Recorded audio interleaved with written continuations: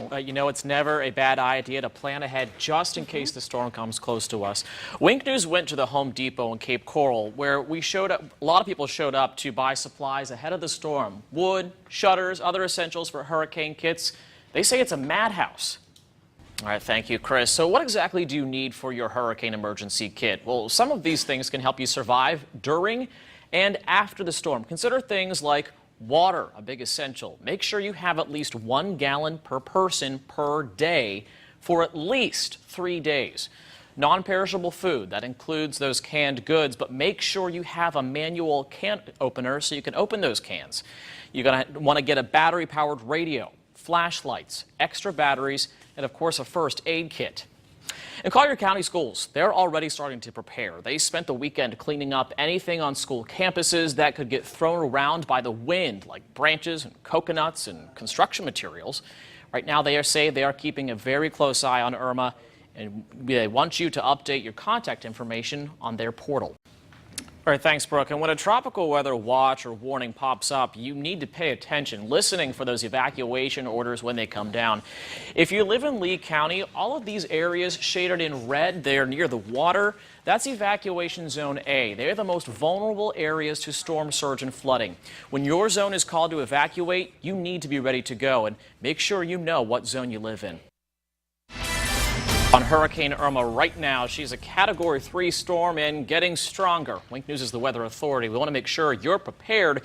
Chief Meteorologist Jim Farrell joins us now. Jim, a lot of things still up in the air right now. All right, Hurricane Irma just continues to get stronger. We just got new information from the National Hurricane Center. Well, complete coverage dedicated to bringing you information that you need to stay safe. While in Irma's path continues to change, you don't want to get caught unprepared. Today, you can see that at Home Depot, a lot of people are already getting ready, buying things they need to keep their homes safe, to make sure that they can survive a major storm.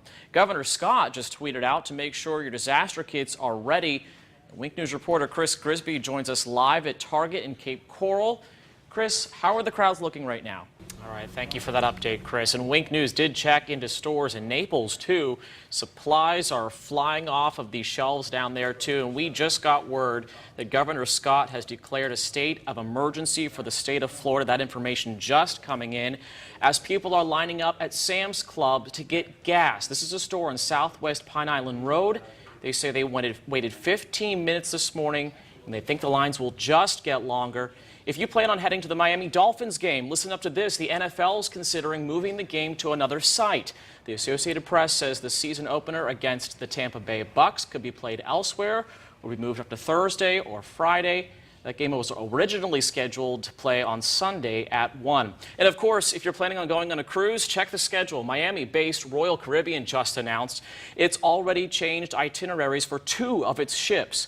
The Allure of the Seas, which will switch to a Western Caribbean itinerary to avoid the hurricane, and Celebrity Cruises Equinox, also just modified. Again, the governor just issuing that state of emergency for the state of Florida.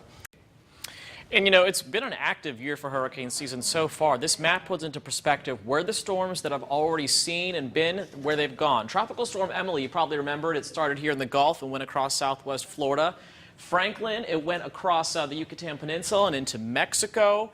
And of course, most recently, Hurricane Harvey, which came through the Gulf and up into the Houston area, leaving some areas still flooded right now. So a long way to go with all these storms still developing.